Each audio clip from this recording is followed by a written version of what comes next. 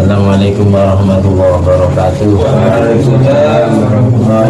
Alhamdulillahirabbil alamin alladzi bi ni'mati tatimmu sholihat wa bi dzikri sulahai tatanazzalu rahmat wal barakat.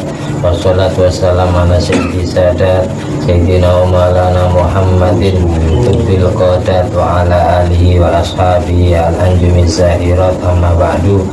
Allahumma sholli ala ruhi sayyidina Muhammadin fil arwah wa ala jasadi fil ajsad wa ala qabri fil kubur wa ala alihi wa sallim.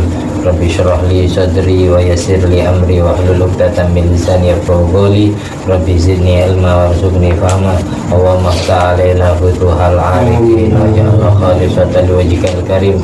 Allahumma arzuqna fahman nabiyyin wa ilhamal malaikatil muqarrabin. Allahumma nawwir qulubana bi nuri hidayatika kama nawwartal arda bi nuri syamsika. Allahumma nawwir qulubana bi nuri hidayatika kama nawwartal arda bi nuri syamsika. Allahumma nawwir qulubana bi nuri hidayatika kama nawwartal arda bi nuri syamsika. Rabbana anfa'na bima 'allamtana, Rabbi 'allimna alladhi yanfa'una, Rabbi faqihna wa faqih ahlana wa qarabati lana fi dinina. Allahumma sholli ala ruhi sayyidina Muhammadin fil arwah wa jasadi fil ajsad wa ala qabri fil kubur wa ala alihi wa sallim. Allahumma sholli ala sayyidina Muhammadin abdika wa nabiyyika wa rasulika nabil ummi wa ala alihi wa sallim tasliman bi qadri 'azamati dzatik fi kulli waqtin wahid. Allahumma sholli ala sayyidina Muhammadin tibbil qulub wa dawaiha wa afiyatil abdan wa shifaiha wa nuril absar wa diyaiha wa qutil arwah wa ghidaiha wa ala alihi wa sallim. Allahumma sholli ala sayyidina Muhammadin wa ala ali sayyidina Muhammad ma'danil judi wal karam mambail ilmi wal hilmi wal hikami wa barik wa sallim. Alhamdulillah rabbil alamin. Alhamdulillah di malam hari ini kita masih sempat hadir di majelis ilmu yang insya Allah dengan penuh dengan limpahan berkah, rahmat, ridho dan syafaat Nabi Muhammad SAW. Ditakdir masuk surga bersama Nabi Muhammad SAW, bersama para guru, para wali Allah, para anbiya ilah, para keluarga, para tetangga, para sahabat dan teman-teman kita. Ala hadi niat wa ala kulli niyatin sholihah wa ala kulli man wasalafu sholih wa ala kulli niyati jami'i mu'alif hadal kitab Syekh Muhammad Nawawi bin Umar al-Jawal Bandani, Syekhuddin Ahmad bin Hajar al-Asqalani, ala niyati jami'a uliyat is'ah, Sunan Gresik, Sunan Ampel, Sunan Giri, Sunan Bonang, Sunan Derajat, Sunan Kudus, Sunan Gunung Jati, Sunan Kalijogo, Sunan Muria, wa ala kulli niyati jami'a masyaikhina tadjiri dan Sulaiman keman wa kemahali kabudan dan nurasan batin ke bahar dan berada min akaram bi'ani nurasan min wahala nabi sallallahu alaihi wa sallam sabana gasanan Muhammad al-Baqir ibn Niyati menjalin ramli kadim jalan ramli kadim Zulim maupun mazbad min ajmain jami'i walidaina, nama kedua orang tua kita satukan.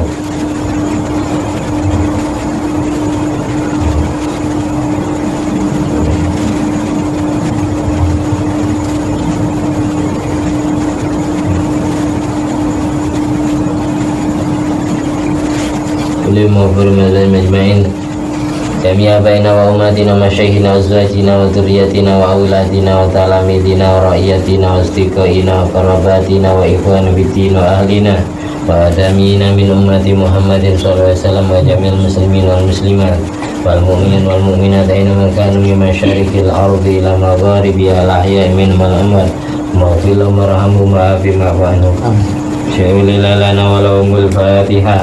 Bismillahirrahmanirrahim. Bismillahirrahmanirrahim. Alhamdulillahirabbil alamin arrahmanir rahim maliki yaumiddin iyyaka na'budu wa iyyaka nasta'in ihdinas siratal mustaqim shiratal ladzina an'amta 'alaihim ghairil maghdubi 'alaihim amin. Kitab yang kita baca sekarang kitab Nasaihul Ibad, nasihat bagi hamba-hamba Allah. Tepatnya Shahifah halaman 12, makalah yang ke-20, makalah yang ke-20. kita pelan-pelan bacanya, meskipun setiap pertemuan satu makalah atau dua makalah. Orang cari ilmu tidak perlu hatam. Yang perlu itu, tujuan inti orang cari ilmu itu yang pertama niat untuk diamalkan dalam kehidupan kita sehari-hari. Setelah kita amalkan sendiri baru diajarkan ke orang lain. Itu namanya ilmu manfaat seperti itu, berguna untuk diri sendiri dan berguna untuk masyarakat lingkungan sekitar kita, untuk anak istri kita, keluarga kita, tetangga kita. Setelah kita dapat ngaji di sini, kita amalkan sendiri, lalu kita ajarkan ke teman-teman nongkrong kita, ke orang-orang yang sering kumpul dengan kita. Meskipun tidak semuanya diamalkan, dapat ilmu 10 diamalkan 1 untung daripada tidak sama sekali. Itu tujuan inti dari semua orang yang mencari ilmunya Allah. Makanya ada hadis Nabi, man salaka tariqan ila talabil ilmi sahalallahu lahu tariqan ilal jannah. Man salaka tariqan yaltamisu fihi ilma sahalallahu lahu tariqan ilal jannah.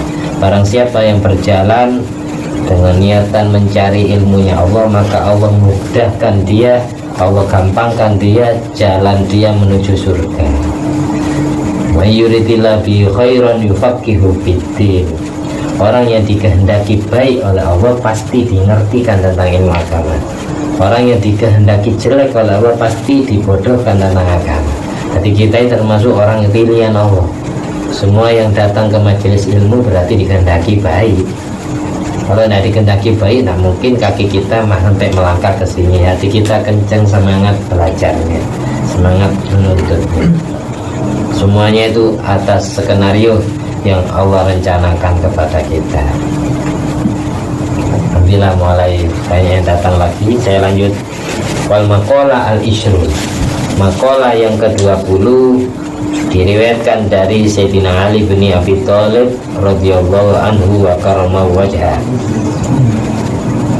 Sayyidina Ali dawuh, man lam yakun indahu sunnatullah, barang siapa yang tidak punya pegangan hidup dengan sunnahnya Allah, dengan undang-undangnya Allah. Undang-undangnya Allah itu apa? Dia menjalankan perintahnya, menjauhi larangannya. Wa sunnatu rasulihi, dan barang siapa yang tidak punya pegangan hidup, tidak punya pedoman hidup dengan menjalankan sunnahnya Rasulullah. Sunnahnya Rasulullah itu apa? Sesuatu yang pernah diperintah oleh Rasul, sesuatu yang pernah dilarang oleh Rasul. Yang diperintah kita kerjakan, yang dilarang kita jauhi. Wa ma atakumur rasulu fa'tu wa ma nahakum anhu fantahu. Sesuatu yang pernah diperintah oleh Nabi kita kerjakan, sesuatu yang pernah dilarang oleh Nabi kita jauhi. Itu namanya orang yang punya pegangan sunnahnya Rasul. Wa sunnatu awliyai, barang siapa yang tidak punya pegangan sunnahnya kekasih Allah, guru-guru kita. Tapi orang hidup yang tidak punya pedoman tali Allah, tali Rasulullah, dan tali kekasihnya, tidak punya pedoman pegangan sunnatullah, sunnatul rasulihi, dan sunnatul wali. Contohnya sunnatul wali kayak gini, gampangannya kayak Yai Hamid dulu pernah dawuh kayak gini, menganjurkan orang Pasuruan suruh ngerjakan seperti ini. Beliau melarang orang Pasuruan melakukan seperti ini. Lalu kita ingat-ingat, kita kenang-kenang, kita ingat-ingat, kita amalkan dalam kehidupan sehari-hari. Itu berarti orang yang punya pegangan sunnahnya kekasih Allah. Orang yang punya pegangan sunnahnya Allah, sunnahnya Rasulullah, dan sunnahnya para wali. Nah, di sini ada Yai Abdul Jalil. Kita tanya ke putranya Yai Jalil dulu, abahnya jenengan pernah dawuh apa saja? Pernah dawuh apa saja? Lalu kita ingat-ingat, dan kita amalkan. Itu namanya sunnatul wali. Saya dulu dapat ilmu dari Yai Jalil. Yai Jalil pernah dawuh gini, pas saya masih kecil, saya dielus-elus kepala saya. Pas itu, pada waktu itu saya membawa gambar tahu gambarnya.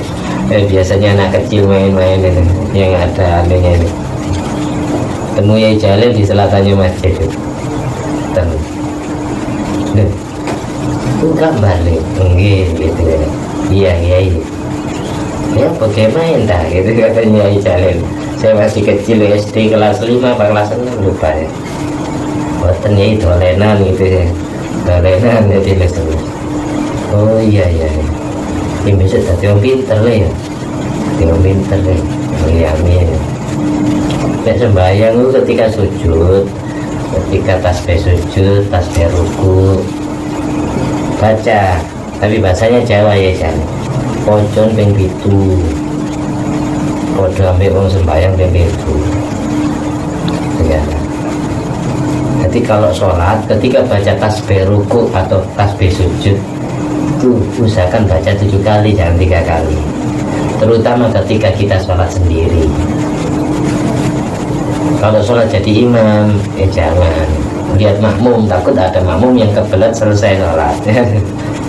Tapi ketika sholat sunat sendiri atau sholat apa, sholat sendiri ya, itu tasbih rukuknya baca 7 kali, tasbih sujudnya baca 7 kali. Itu katanya Yai Jalil sama seperti sholat 7 kali. Itu saya ingat-ingat terus ilmu dari Yai. Ingat-ingat saya amalkan. Biasanya saya amalkan ketika saya sholat sendiri atau ketika saya jadi imam dan status makmum di belakangnya betah lama. Kalau status makmum di belakangnya biasanya kalau sholat cepat kelas, jadi saya tidak baca 7 kali, saya baca 3 kali. Bahkan di kitab Bujairami Alaman Haji Tulab itu bagi imam sunat baca tasbih rukuk dan sujudnya 1 kali malah, demi apa itu membaca kapasitas makmum. Idza amma ahadukum qauman, ketika kalian ngimami makmum, ngimami orang lain, falyukhaffif, maka entengkan. Maksudnya entengkan. Jangan terlalu cepat, jangan terlalu lambat. Fa inna fihim ad-dha'if wal kabir wadha hajatin, karena di antara makmum ada orang yang lemah, orang yang sakit, ada orang yang tua renta, ada yang kaula muda, ada orang yang punya hajat lapar perutnya atau hajat kebelet nising. Ada kepentingan kayak kodil hajat, ada kepentingan perutnya mau diisi makanan, ada kepentingan sibuk kerjanya. Tapi ketika jadi imam, ringankan, jangan terlalu cepat, jangan terlalu ngebut, jangan terlalu lambat. Harus bisa membaca makmum, jangan karpe diri, jangan kandak sendiri semena-mena sendiri. Lihat makmum, sama kayak orang jadi supir bis ya. Ketika terlalu ngebut, orangnya mabuk semua. Ketika terlalu lambat, kasihan yang di belakang ngantri ngepel mentang-mentang bis besar ya. Jalannya lembek, yang belakang din gitu pasti. Jadi sopir itu harus sedang, harus bisa membaca makmum. Jangan terlalu ngebut, jangan terlalu lambat. Sedang lihat situasi dan kondisi makmum yang di bawah. Jadi imam pun kayak gitu. Jangan terlalu cepat, makruh. Terlalu lambat pun juga makruh. Yang terlalu cepat kasihan orang tua-tua ya, yang sudah rematikan, sudah kolesterol ya, kencing manis dan gule, lututnya ya sambatan. Bagi kaula muda oke cepatnya. Tapi ketika lambat, kaula muda yang protes. Karena mereka dunianya asik, pingin mari ibadah, pingin cepat selesai. Di makmum yang baik adalah makmum yang bisa membaca, imam yang bisa membaca makmumnya. Imam yang baik adalah imam yang bisa membaca situasi dan kondisi makmumnya yang di bawah. Dulu hadis ini kan gara-gara cerita sahabat Mu'adz bin Jabal ngimami sholat yang dibaca surat Baqarah, surat Ali Imran. Akhirnya sahabat yang lain protes, waktu ke kanjeng Nabi Mu'adz bin Jabal melakukan bid'ah yang tidak pernah kau ajarkan. Akhirnya Kanjeng Nabi ngendikan seperti itu, tidak amma ahadukum qauman falyukhaffif fa inna fihim ad-dhaif wal kabir wa dzal hajah.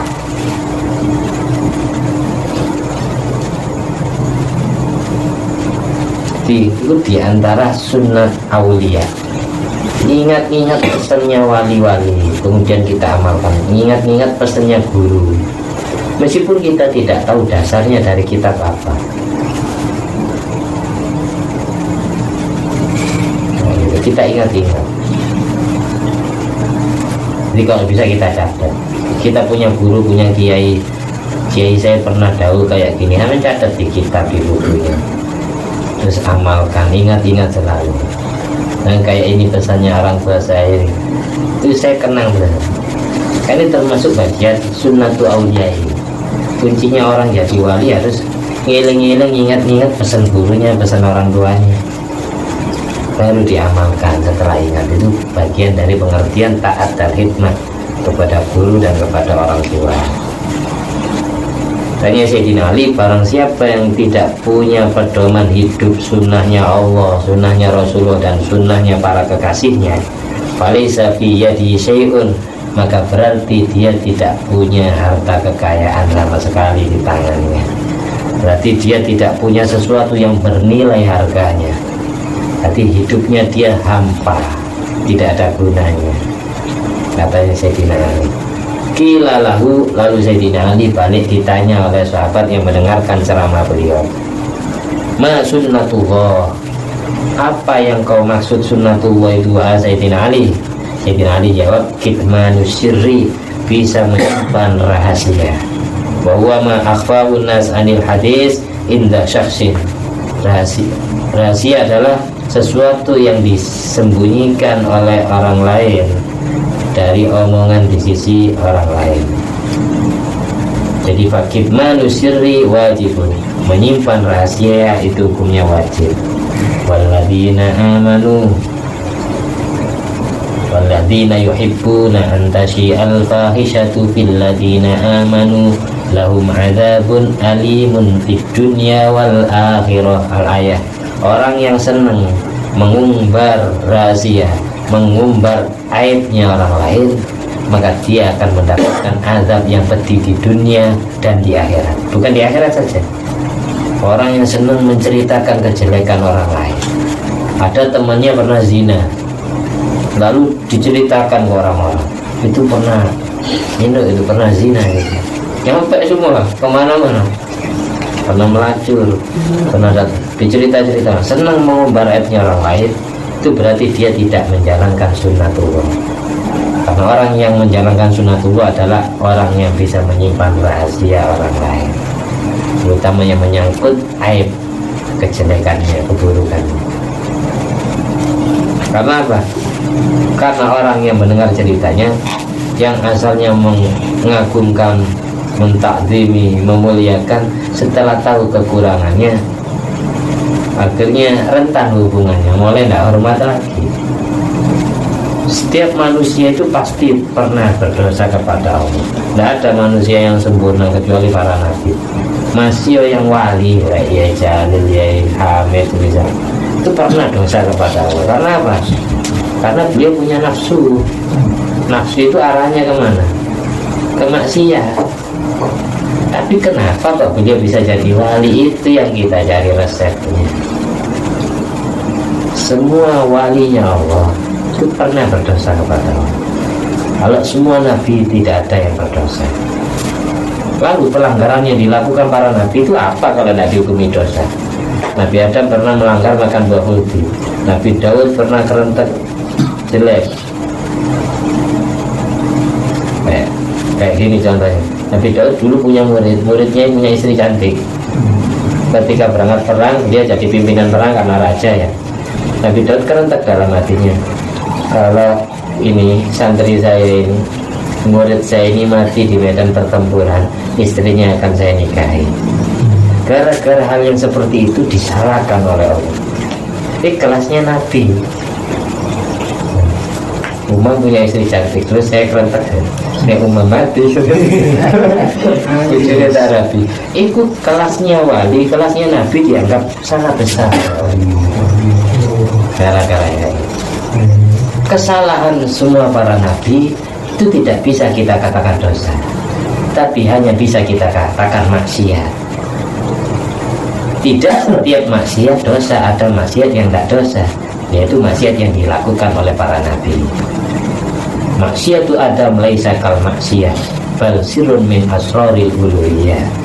Maksiat yang dilakukan oleh para nabi itu tidak sama seperti maksiat yang dilakukan oleh manusia yang selain nabi, karena itu bagian dari rahasia ilahi. Yang menyutradarai film para nabi, yang mengatur skenario film para nabi itu Allah. Kalau Nabi Adam tidak melanggar makan buah huldi, niscaya Nabi Adam tetap di surga. Niscaya Nabi Adam tidak turun ke bumi. Sedang manusia visi dan misinya adalah menjadi khalifah yang ada di muka bumi. Kalau Nabi Adam tidak diusir ke bumi, kita tidak pernah ada di dunia. Itu hikmahnya. Jadi yang mengatur pelanggaran yang dilakukan oleh Nabi Adam adalah Allah Ta'ala sendiri. Tidak bisa kita katakan dosa Nabi Adam. Itu bedanya nabi dengan wali di situ.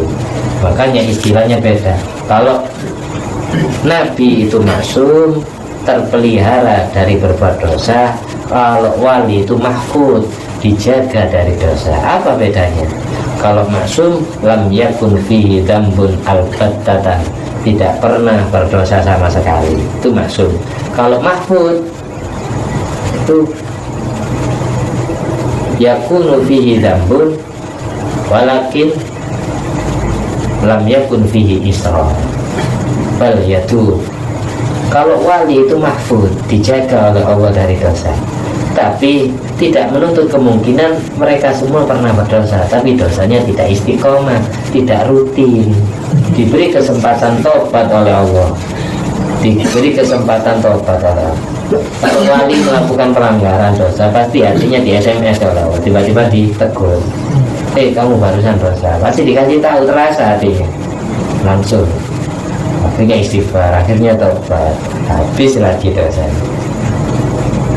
Makanya bedanya mukjizat dan karomah di situ. Kalau mukjizat keluar dari seseorang yang tidak pernah berdosa sama sekali kepada Allah. Kalau karomah keluar dari seseorang yang pernah berdosa kepada Allah. Mukjizat keluar dari nabi, kalau karomah keluar dari wali Allah. Situ bedanya nabi sama wali. Saya ngomong kayak gini karena saya punya dasar kitab Sirajut Thalibin, kitab karangan Syekh Ihsan Jampes Kediri, mensarai kitab Minhajul Abidinnya Imam Abu Hamid Al-Ghazali. Keterangan tentang bedanya maksum dengan mahfud.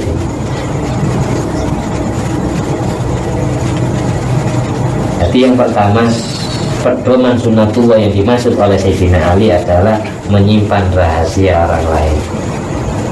Kadang orang lain bisa menyimpan rahasia kita, tapi istri kita yang tidak bisa menyimpan rahasia. Kayak cerita-cerita sesama ibu-ibunya, gimana punya suamimu? Oh belok, lurus, kendor, cerita aib suaminya ke orang lain. Berarti wanita yang kayak gitu tidak punya pedoman sunnatullah. Setiap orang yang tidak bisa menyimpan rahasia, berarti dia tidak punya pegangan sunnatullah. Yang kedua, harus punya pegangan sunnatul rasulihi. Apa yang dimaksud sunnah rasul? Wakilama sunnatul rasul. Apa Sayyidina Ali yang kau maksud sunnatul rasul itu? Sayyidina Ali jawab, qala al-mudarah bainan nas, yaitu welas asih, lemah lembut, kasih sayang di antara sesama manusianya. Kama qala ba'duhum wadarihim, kasih sayanglah kamu kepada orang lain madum tafidarihim, selagi engkau berada di rumah mereka. Wardhum madum tafi ardihim, ridholah kamu kepada orang lain selagi engkau berada di dalam bumi mereka. Lemah lembutlah engkau kepada tuan rumah selagi engkau masih ada di rumahnya. Relakan kamu kepada tuan rumah selagi engkau masih berada di kampungnya.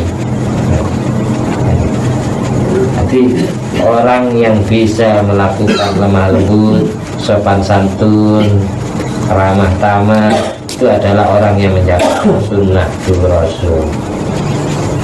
Tapi jangan ikuti ceramah-ceramah yang keras itu, jangan. Berarti orang yang kayak gitu, yang kasar itu berarti tidak ikut sunnah Rasul yang dimaksudkan oleh Sayyidina Ali. Kanjeng Nabi itu kalau ditolimi oleh orang lain, kayak contohnya di Taif ya. Di Taif Nabi dilempari batu sampai Zaid bin Sabit menghalang-halangi beliau sampai beliau kena batu juga dainya. Malaikat Jibril turun ingin meratakan gunung Uhud biar menimbuni orang Taif, biar mati semua. Tapi Nabi Muhammad SAW tidak mau. Bal artajil ukebana, sebagaimana di Maulid dia ulangi. Yang aku harapkan adalah manusia yang hidup di generasi berikutnya, wahai Jibril. Bapaknya tidak mau saya ajak masuk Islam, barangkali anaknya yang mau. Kalau anaknya tidak mau, barangkali cucunya besok. Kalau sekarang bapaknya diajak ngaji, diajari ilmu, tidak mau, barangkali besok anaknya yang mau ngaji ke saya. Kalau anaknya tidak mau, barangkali besok anak cucunya yang ngaji ke saya. Kayaknya gitu. Selalu didoakan Allah mahdi qaumi fa innahum la ya'lamun. Nabi kalau ditolimi itu malah mendoakan hidayah, malah mendoakan baik. Tapi tidak pernah marah kepada orang yang mendolimi beliau, meskipun jelas-jelas dari beliau luka. Orangnya malah tidak didoakan jelek. Beda dengan ulama zaman sekarang. Kalian kalau memusuhi saya, kalian kalau memarahi saya orang alim. Nabi tidak terima, Nabi marah. Nabi sendiri didolimi tidak pernah marah. Yang marah itu sahabatnya. Mentang-mentang ulama tiba-tiba ngomong kayak gitu, Nabi tidak terima. Bisa. Cuma semisal kualat, asalkan dia sabar, Allah yang membalas sendiri tanpa perlu didoakan jelek. Pasti sadar. Kayak contohnya Nabi didolimi oleh Abu Jahal. Ketika Nabi sedang sujud, kepalanya Nabi mau dihantam pakai batu. Tiba-tiba batu yang dibawa oleh Abu Jahal langsung tengarah ke belakang. Kedua sikutnya Abu Jahal menghimpit kedua dagunya. Batu besarnya itu langsung berada di leher belakangnya Abu Jahal, sampai tercekik, tidak bisa menundukkan kepala. Makanya ada ayat di surat Yasin, inna ja'alna fi a'naqim aghlalan fahiya ilal alqani fahum muqmahun. Sesungguhnya aku menjadikan belenggu yang ada di lehernya, kedua tangannya wa hiya ilal alqan, dan kedua tangannya ada di dagu. Nah ini sekut fahum muqmahun, sedang mereka tidak bisa menundukkan kepala. Nanti batunya gini nyekik sendiri, nyekik Abu Jahal. Tapi Nabi kan tidak marah ke Abu Jahal. Allah yang marah, Allah yang tidak terima kasihnya didolimi. Nabi tidak doakan jelek Abu Jahal supaya seperti itu, seperti apa suka. Setelah Abu Jahal pulang, lapor ke teman-temannya, saya tadi mau ngantem kepalanya Muhammad pas sujud, saya sendiri apa sih? Akhirnya temannya yang bernama Walid bin Mughirah tidak percaya. Walid bin Mughirah tidak percaya. Masa Abu Jahal, Amr bin Isa? Iya, coba saya ingin nyoba ya. Katanya, akhirnya Walid bin Mughirah datang yang kedua kalinya. Masa sih Muhammad tidak bisa ditolimi? Saya tidak percaya, katanya Walid bin Mughirah, temannya Abu Jahal. Nabi Muhammad SAW pas sholat, Walid bin Mughirah bawa batu niru Abu Jahal. Tiba-tiba matanya dibutakan oleh Allah, tidak bisa lihat. Muhammad mana ini? Kok gelap ini? Alam kok gelap? Bingung, dibutakan. Makanya ada ayat waja'alna min baini aydihim saddan wa min khalfihim saddan wa ushaynahum fa hum la yubsirun. Aku jadikan tutup-tutup yang berada di depan mereka, yang berada di belakang mereka, wa hum la yubsirun, sehingga mereka tidak bisa melihat. Ayat ini turun gara-gara Nabi ditolimi oleh orang kafir Quraisy. Akhirnya orang ketiga penasaran, Walid bin Mughirah pulang. Iya, saya sendiri buta, nggak bisa lihat. Setelah saya mengurungkan niat saya untuk menyakiti Muhammad, tiba-tiba penglihatan mata saya kembali lagi. Itu dalam sujudnya Nabi itu berdoa kepada Allah, Allahumma hdi qaumi fa innahum la ya'lamun. Bukan mendoakan Walid bin Mughirah apes, buta, enggak. Ya Allah, berilah hidayah mereka ya Allah, karena mereka tidak tahu. Berilah cahaya hatinya. Akhirnya Walid bin Mughirah pulang. Orang ketiga penasaran. Orang ketiga siapa? Abu Sufyan bin Harb. Datang lagi, masa sih Muhammad tidak bisa ini datang. Datang lagi Abu Sufyan bin Harb. Tapi kalau Abu Sufyan aneh lagi, kedua tumitnya, ngerti tumit? Tungkak, toot, kedua tumitnya lengket kayak dilem. Akhirnya jalannya Abu Sufyan bin Harb kayak pocong, lompat-lompat, lengket, bawa batu. Setiap mengurungkan niatnya mau menyakiti, kakinya bisa terlepas. Hati bersikeras ingin menyakiti, lengket lagi tumitnya, kayak pocong jalannya. Akhirnya tidak jadi, cerita kata-kata. Tapi Allah berkehendak, gara-gara Nabi sering mendoakan orang kafir Quraisy, akhirnya Abu Sufyan bin Harb dan seluruh keluarganya, seluruh anak istrinya ditakdir masuk Islam oleh Allah pada saat penaklukan kota Makkah. Abu Jahal atau Amr bin Hisham tidak ditakdir masuk Islam, tapi anaknya Abu Jahal, Ikrimah bin Abu Jahal, ditakdir masuk Islam, menjadi pahlawan pembela Islam. Walid bin Mughirah bin Syu'bah tidak ditakdir masuk Islam, tapi anaknya Walid bin Mughirah ditakdir masuk Islam, yang terkenal singa pada pasir, Khalid bin Walid. Itu gara-gara didoakan oleh Nabi. Jadi jangan putus asa. Ketika bapaknya diajak kebaikan tidak mau, ya kita doakan, barangkali anaknya besok yang mau. Anaknya tidak gelem, barangkali cucunya besok yang mau. Jadi Nabi itu tidak putus asa. Bal artajil kebahagiaan. Yang aku harapkan adalah manusia yang hidup di generasi berikutnya. Dulu yang jelas perjuangan wali songo kita ya tidak jauh beda dengan perjuangan Nabi Muhammad. Kalau yang ulama-ulama zaman sekarang, entah itu Habib, entah itu Kiai, entah itu Ustadz Gus, mereka cuma meneruskan, melanjutkan. Setelah masyarakat Indonesia sudah disulap jadi Islam semua mayoritas. Kalau wali songo dulu murni kholis, tidak ada orang Islamnya sama sekali. Islamkan orang satu susahnya bukan main. Kayak ibaratkan bayi baru lahir disuap atau ditulang dengan makanan, tidak langsung makanan kasar, masih dilembutkan, nasi dilembutkan, pisang dilembutkan. Setelah disuapkan tidak boleh langsung 1 sendok, setengah sendok, sesuai takaran mulut bayi. Wali songo di Indonesia itu nyuapin ilmu kepada masyarakat Indonesia sama kayak nyuapin bayi, pelan-pelan. Karena apa? Merubah keyakinan hati itu paling susah. Yang asalnya meyakini Tuhan patung ya, tiba-tiba diajak menyembah Tuhan yang tidak kelihatan mata. Susah. Akhirnya ada kitab-kitab kayak Bromo Gandul. Tapi kalau mau sholat ya di depannya ada gambar-gambar kayak macan, karena identiknya kalau manusia itu takutnya kepada binatang buas. Bicara ngajari takutnya kepada Allah ya akhirnya digambarkan di depan tempat sholatnya ada gambar macan, ada gambar harimau, singa.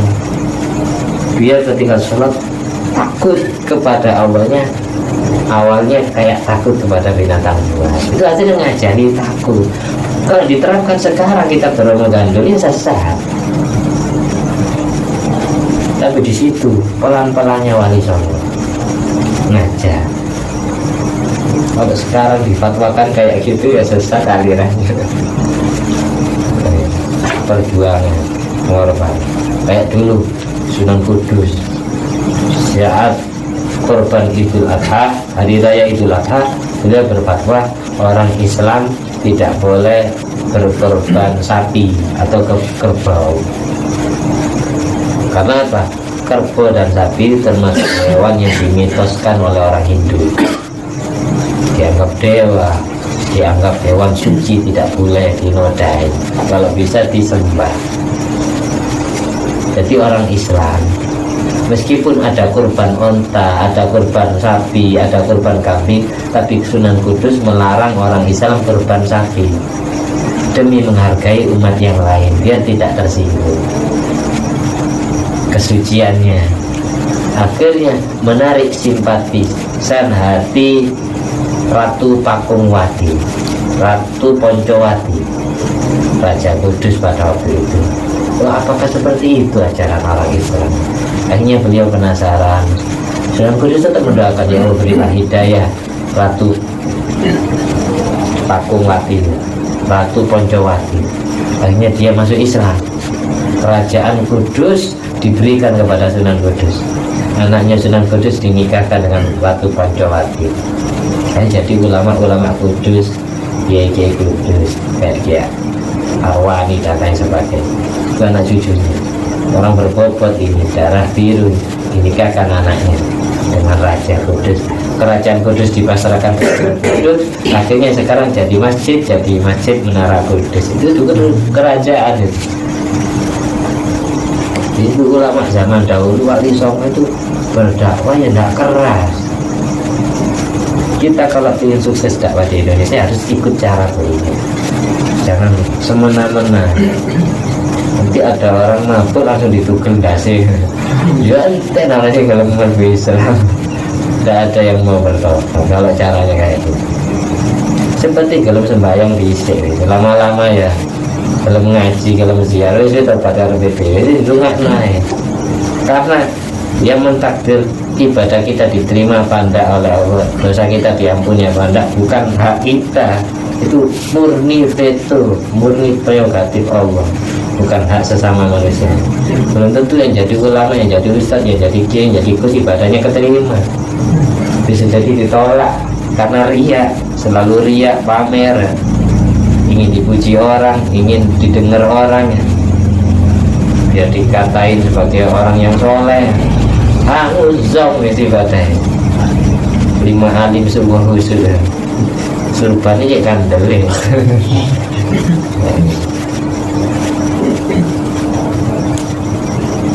Terus lanjut, sekarang yang dimaksud sunnatu awliya'i.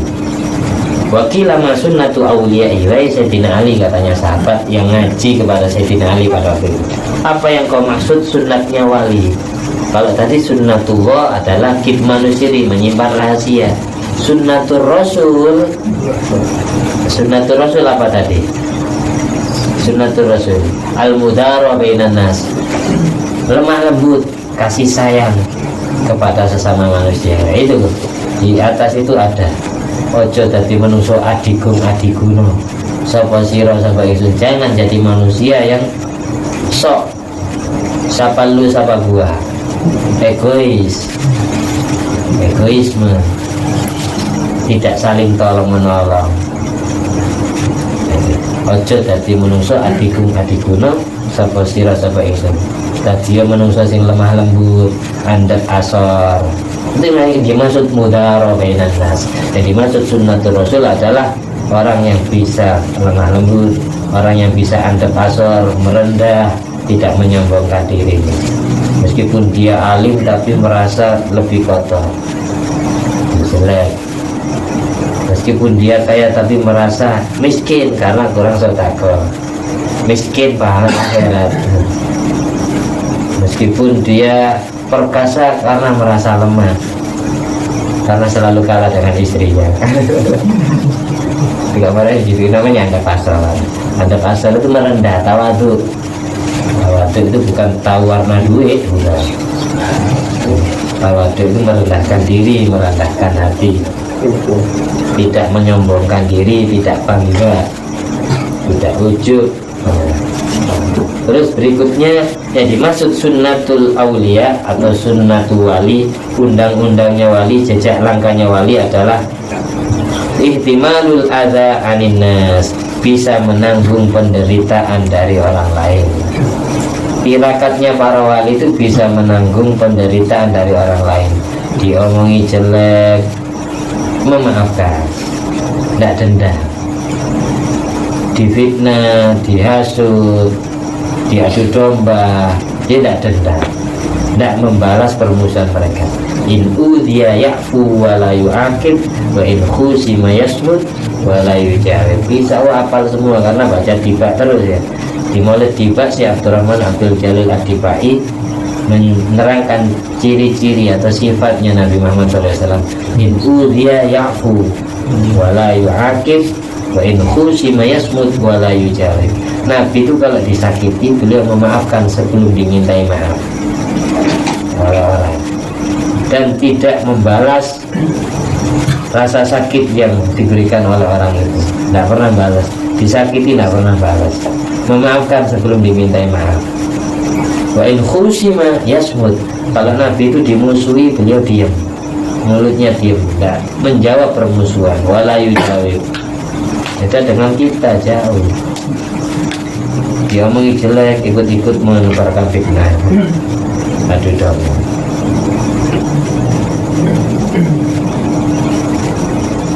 Dicubit, balasannya torokopan.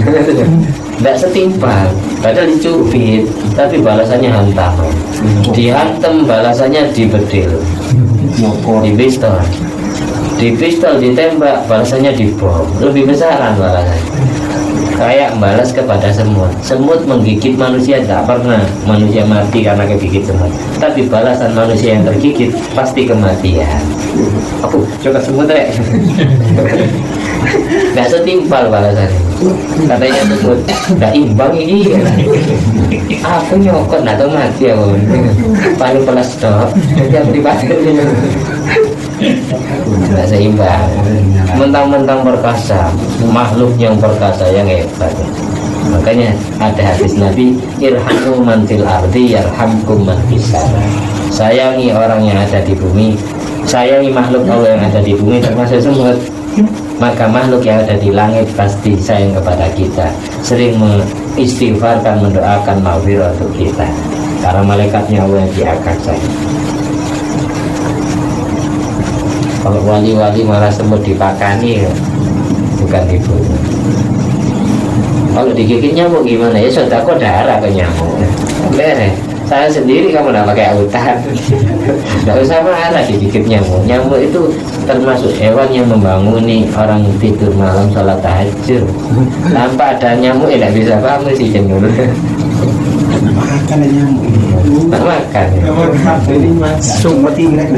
Kita lanjut. Tidak usah banyak-banyak ilmunya, yang penting ya, bermanfaat ya. Kurang satu cerita sini, satu makalah. Tadi sunatullah apa yang kita ingat-ingat? Sunatullah adalah menyimpan rahasia, kitmanus sirri. Kalau sunnatul rasul adalah al-mudara bainan nas, bisa welas asih, bisa kasih sayang, bisa lemah lembut sesama manusianya. Yang nomor 3 sunnatul wali, sejak langkahnya walinya Allah, ihtimalul adha aninas, menanggung penderitaan dari orang lain. Termasuk orang lain ya penderitaan dari istri kalau bagi yang punya istri. Termasuk orang lain penderitaan dari anak, harus sabar menanggung penderitaan. Dia hamil itu manten tidak patut berapa tahun, tidak kumpul sekamar sama istri karena selisihnya jauh. Ya hamil 40 tahun, istrinya masih belasan tahun, manten tidak patut, tapi sabar ya. Sampai ujung-ujungnya Allah berkenan membuka karomah aulianya ya hamil. Habib Ja'far bin Syahwan dan Habib Soleh Tanggul membuka hadar rajul waliyun min awliyaillah. Pria ini adalah salah satu dari kekasih Allah. Itu diomongkan di hadapan keluarga-keluarga, termasuk istrinya. Dengan akhirnya malu istrinya, akhirnya patut-patut pisan. Dia hamil tuh. Kok seandainya sampai jadi hamil 5 tahun manten anyar nggak kumpul, pokat es, tuku surat jadi kalau dikancing lama tuh ini. Luar biasa ya hamil. Pantas jadi wali karena ihtimalul adha aninnas. Kita tidak bisa niru 100%-nya beliau, paling tidak niru 10%-nya. kesabaran beliau. Awalnya memang orang belajar susah. Rata-rata kalau orang disakiti pasti dendam, hatinya sakit. Tapi jenenge orang belajar tidak langsung bisa. Jadi hilangkan sifat-sifat gampang marah, gampang dendam. Ketika kita habis emosi segera wudhu. Terus mulai sejak ini, detik ini, menit ini, semua orang yang pernah bersalah kepada saya maafkan. Meskipun orangnya tidak meminta maaf. Ketika kita enteng memaafkan kesalahan orang lain, maka Allah pun juga enteng memaafkan semua dosa kita. Itu hikmah. Wa kanu mimman qablana minal umat-umat sebelum kita, yaitu umat-umat nabi-nabi sebelum Nabi Muhammad SAW, ya tawasawna, mereka saling berwasiat, mereka saling berpesan baik bisalati fisolin, dengan 3 pesan, wetakatabu nabiha, bahkan saling kirim surat menyurat dengan 3 pesan itu. Apa? Yang pertama, man amila syai'an minal a'mal li akhirati, barang siapa yang melakukan sesuatu selalu karena akhiratnya, kafa'ullahu amra dinihi wa dunyahu, Allah akan mencukupkan urusan agama dan urusan dunianya. Setiap melakukan sesuatu niatannya karena demi akhirat, karena demi mencari ridha Allah, karena demi mencari syafaatnya Rasulullah. Maka orang yang niatan amalnya selalu karena akhirat, maka Allah cukupkan urusan agama dan urusan dunianya. Bahwa fi hifdzillah fi jami' ahwali, dia dalam jaminan mutu Allah dalam semua keadaan yang dia alami. Itu wasiat pertama, pesan pertama. Kayak contohnya gini, sampean kerja kan urusan dunia, tapi sampean, saya kerja diniati akhirat. Saya kerja ini buat bekal saya, buat tabungan saya di akhirat. Karena apa? Kalau saya kaya, kalau saya hasil, saya bisa sedekah ke istri saya, ke anak saya, ke mertua saya, ke orang tua saya, ke tetangga saya, ke saudara-saudara saya, bisa nolong fakir miskin, ke janda, ke yatim. Ini namanya orang kerja karena akhirat. Niatannya untuk menafkahi anak istri, untuk membantu kedua orang tua dan mertuanya, untuk membantu familinya, kerabatnya, untuk membantu tetangganya yang fakir miskin, anak yatim dan wanita janda. Kalau janda sampai dinikahi juga. Jangan disedekahkan anak yatimnya. Dicandakan. Jadi orang yang kerjanya atau amalnya karena akhirat, maka urusan dunia dan urusan agamanya pasti jamin Allah, dilancarkan semua. Jadi kita kalau kerja itu jangan hanya niat menafkahi anak istri, akhirnya tidak dilebihkan oleh Allah. Jangan salah dah. Nyambut gawe kerja niatannya, saya biar dapat rezeki untuk mencukupi kebutuhan anak istri saya. Ini pas-pasan. Ketika mertuanya minta jatah ya, nah utang uangnya boleh, tukang rokok apa bapak tukang rokok boleh, ada duit. Akhirnya karena pas-pasan maksa berikan rokok untuk mertua. Ya salahmu sendiri, minta jatah rezeki anak istri dong. Minta jadi orang yang kaya, yang kekayaannya untuk ibadah kepada Allah. Jadi dilebihkan oleh minta rezeki yang barokah, cukup dibuat apa saja. Minta rezeki yang dijauhkan dari hidup fakir miskin dan hidup di kailit hutang. Karena hutang itu kalau dibawa mati bahaya. Menjadi hakul adami, bisa dituntut kelak oleh orang yang punya di akhirat. Akhirnya mengurangi pahala kita. Termasuk hakul adami, harta haknya orang lain kita rampas. Termasuk hakul adami. Meskipun cuma 1 jengkal tanah, misal ngerampas tanah atau ngerampas rumah tanah yang ada di rumah ini, padahal ini miliknya sendiri karena tidak ada bukti surat, akhirnya dirampas oleh cucunya. Dulu transaksinya sama mbahnya ya. Cucunya tidak ngerti ceritanya, itu besok bisa dituntut di akhirat. Itu 1 jengkal tanah ya. Bahaya di situ. Orang konflik zaman sekarang banyak kan urusan tanah konflik. Yang kedua, Pesan yang kedua, waman ahsana sariratahu ay dhamira qalbihi ahsanallahu ala niyatuh.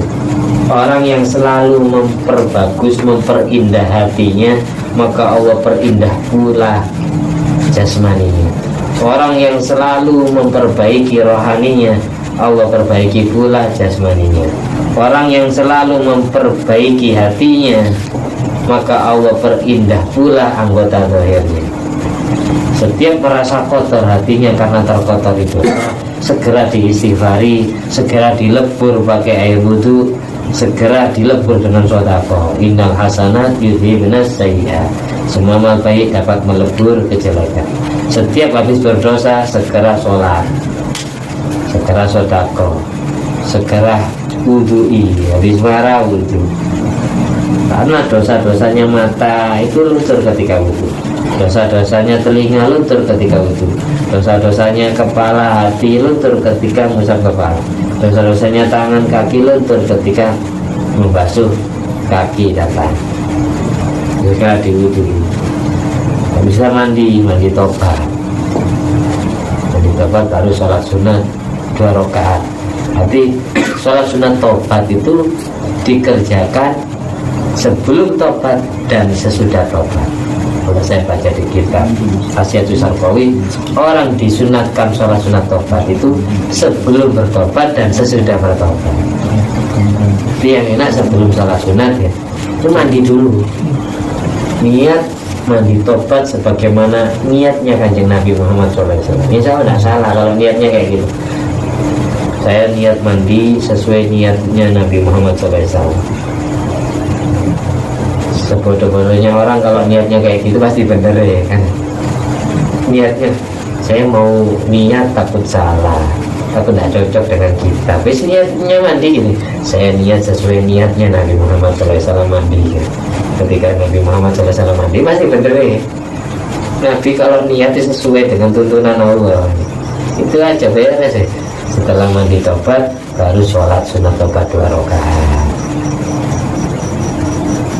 Gitu. Meskipun kali lubang tutup lubang, tobat maksiat, tobat maksiat, tobatlah kamu meskipun dalam sehari 70 kali tobat, apa-apa. Tapi jangan dibuat mainan. Allah lebih tahu isi hati kamu. Itu kayak toleran. Nggak bisa. Misalnya terus saya sholat biar rezeki saya lancar, ya sholatnya nggak ikhlas berarti karena rezeki. Buat main-mainan, saya sholat fardu mulai genap biar rezeki saya lancar ya. Suatu saat rezekinya tidak lancar, tidak sholat terus ya. Terus lancar lagi, sholat lagi, dibuat mainan malaikat. Oh, begini sentri akhirnya nanti kenapa lah. Tidak bisa kita buat main-main. Jadi tobatnya harus tulus. Jadi semua kekasih Allah itu setiap harinya, setiap malamnya selalu ingin memperbersih hatinya. Hatinya yang merasa kotor dengan kotoran kayak sifat bodoh, sifat marah, emosian, itu diistighfari, dibersihkan.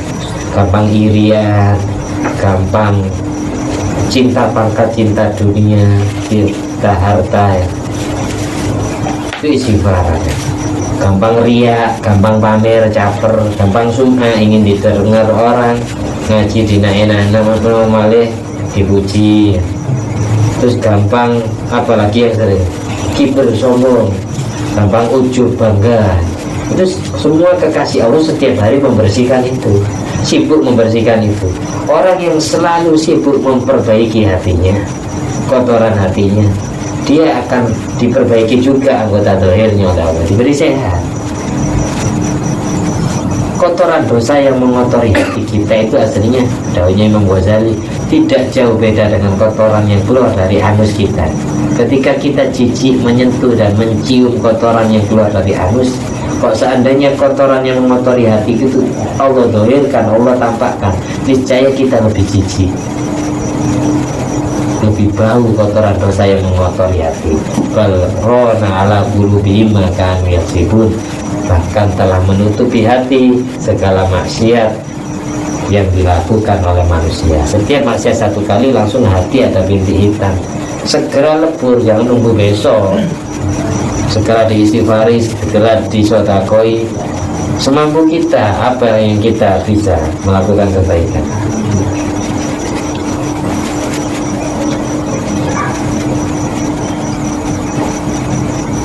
Terakhir, pesan yang ketiga, waman aslaha ma bainahu wa bainallah, barang siapa yang selalu memperbaiki hubungannya dengan Allah, barang siapa yang selalu memperbaiki hubungannya dengan Allah, bukan hubungannya dengan wanita.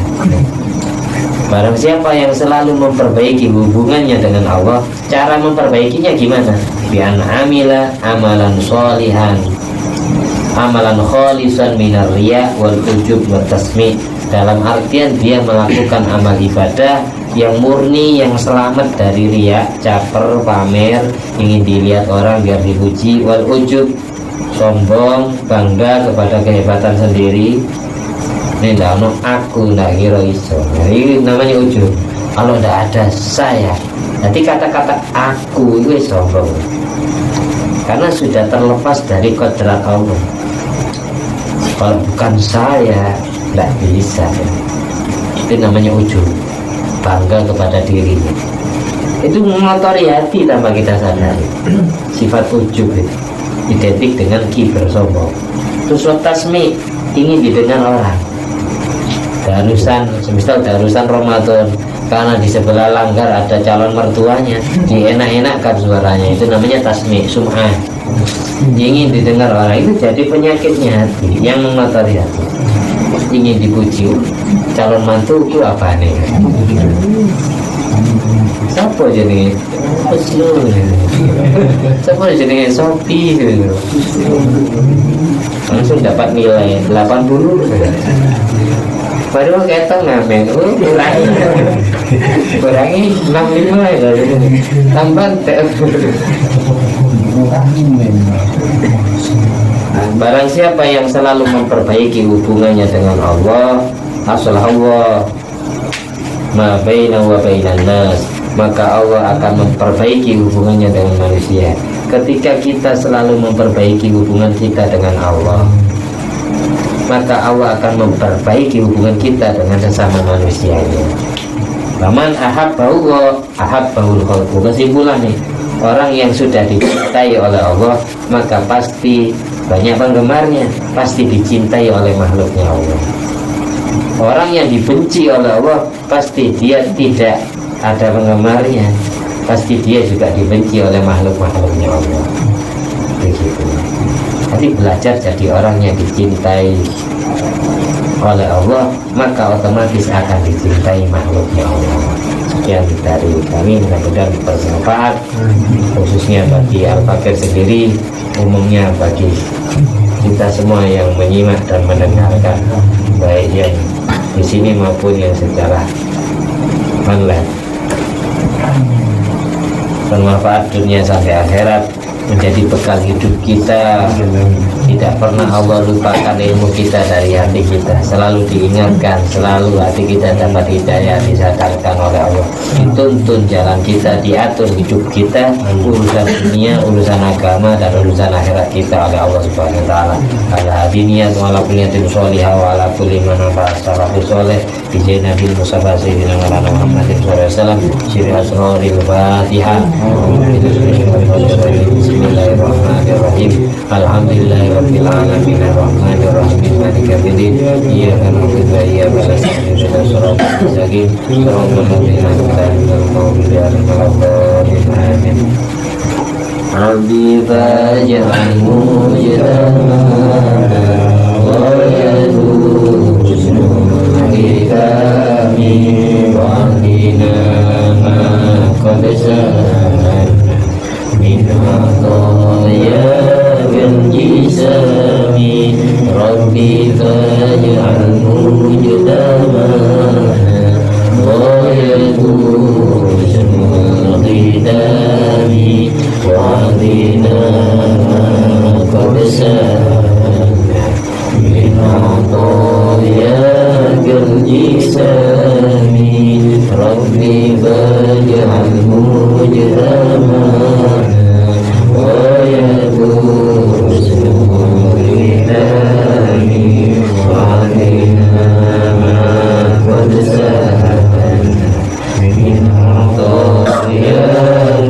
bisani.